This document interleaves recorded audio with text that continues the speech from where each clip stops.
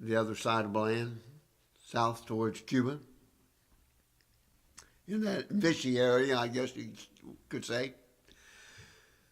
And he preached a message the other night, and he said, this message is on 3 words. Well, that kind of picked everybody's attention up. 3 words, you know. How do you get a message with just 3 words? Well, I think God has a way of giving us his message in maybe just 1 word, for instance. So it doesn't take God very many words to let us know what he's telling us. And the 3 words that he used was, no one knows. No one knows. Now, how many times have you heard that? Or maybe you've used it yourself.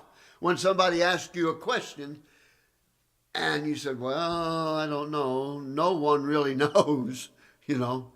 And so he preached a whole message, and he had about 10 scriptures or more to use that. And I don't know how many times it was brought out that the scripture says, no one knows. And so when I read this scripture here in this text, don't be afraid, that's 3 words. Don't be afraid, even though 2 of them might be together with a little mark at the top.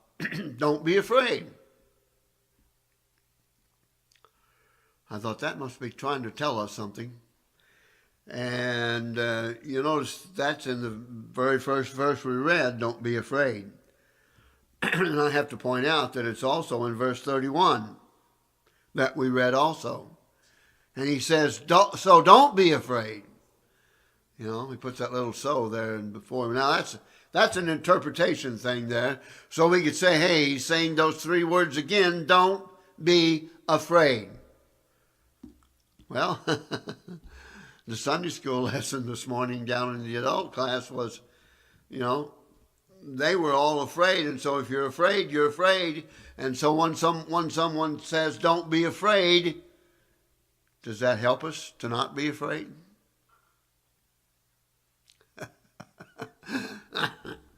Well, God's telling us here, don't be afraid, all right? So should we be afraid? If God's saying don't be afraid, should we be afraid? How about that? If God says don't be afraid, should we be afraid? No. Well, no one knows.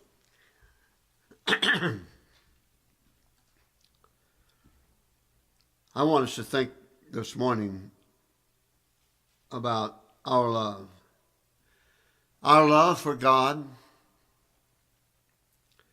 Our love for our church. Our love for our spouse.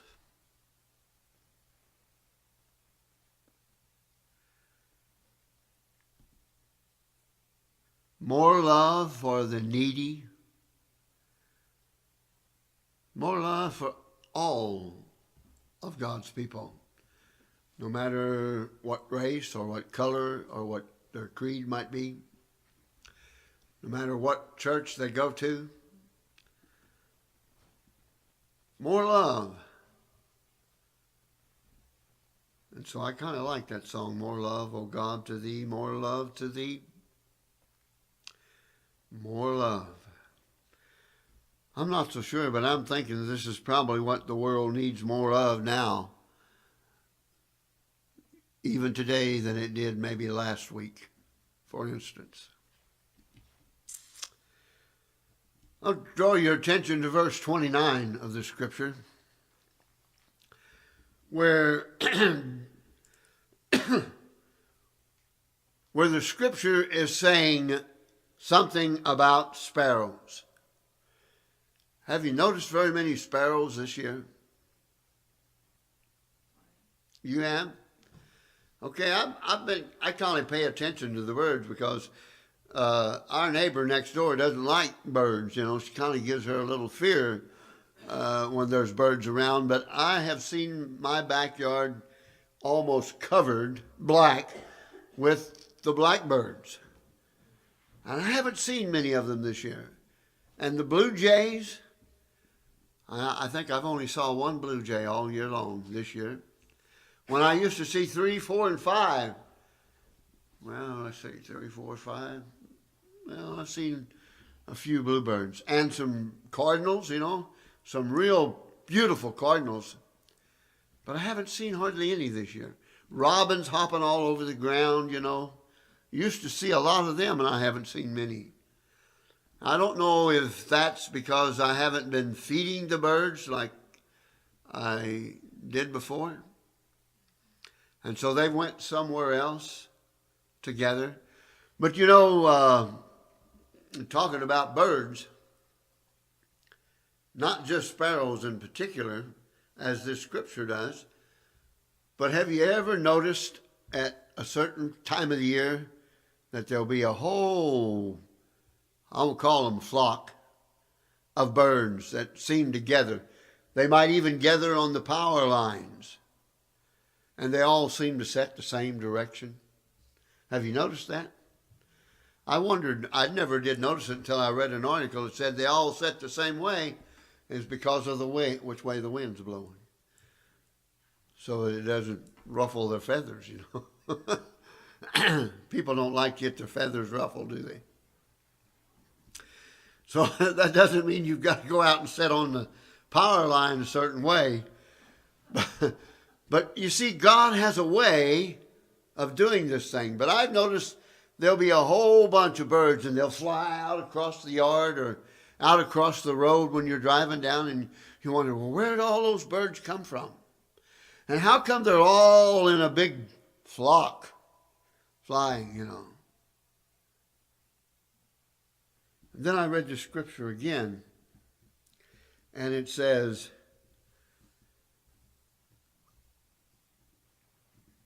what is the price of 2 sparrows? 1 copper coin? How many of you have a copper coin in your pocket? What would a copper coin be? A penny? Hey, there's 2 right there. So I could buy 4 sparrows, couldn't I? I think they used to sell, back in Jesus' time, I think they used to sell birds, didn't they? Or back in, even before Jesus' time, they had to make an offering and they had to buy. Jesus changed those money changers out of the temple, didn't he? What is the price of 2 sparrows? 1 copper coin?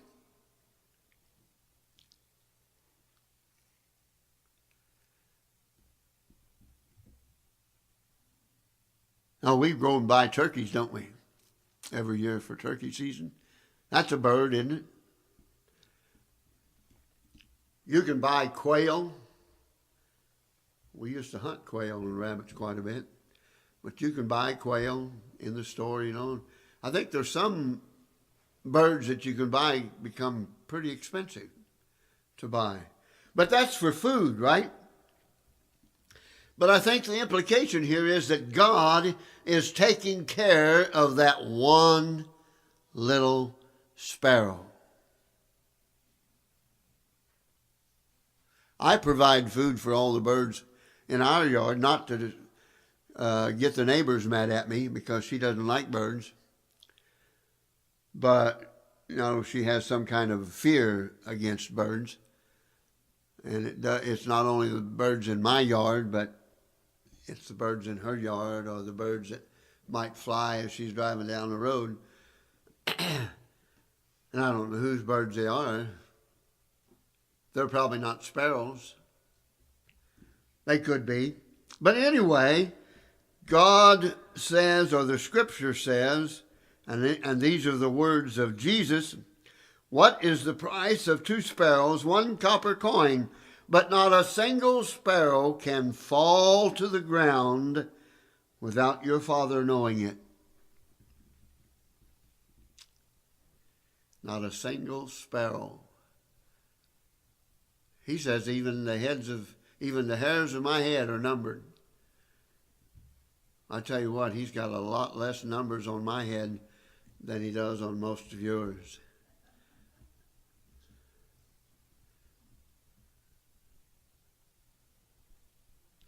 But isn't that something to think about? That every hair on your head is numbered by God. And he doesn't want to see one of these little sparrows destroyed, does he? That shows that God has an awful amount of love, whether it's my bald head or your head full of hair.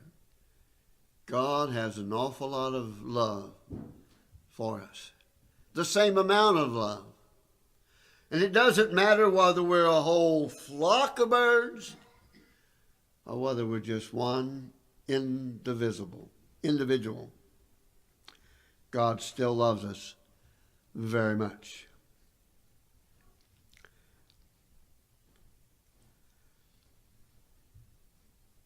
So don't be afraid.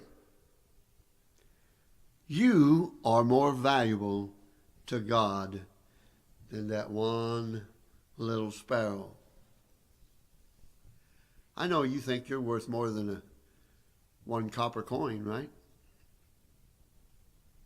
I hope so, because you are. In God's sight, you are worth to him a lot more than one little copper coin. Copper coins aren't worth very much. I don't know what the exchange is now for a penny, but if the exchange for $1 is a lot less than $1, I'm sure it's got to be very minute for a penny. Anyway, more love to God.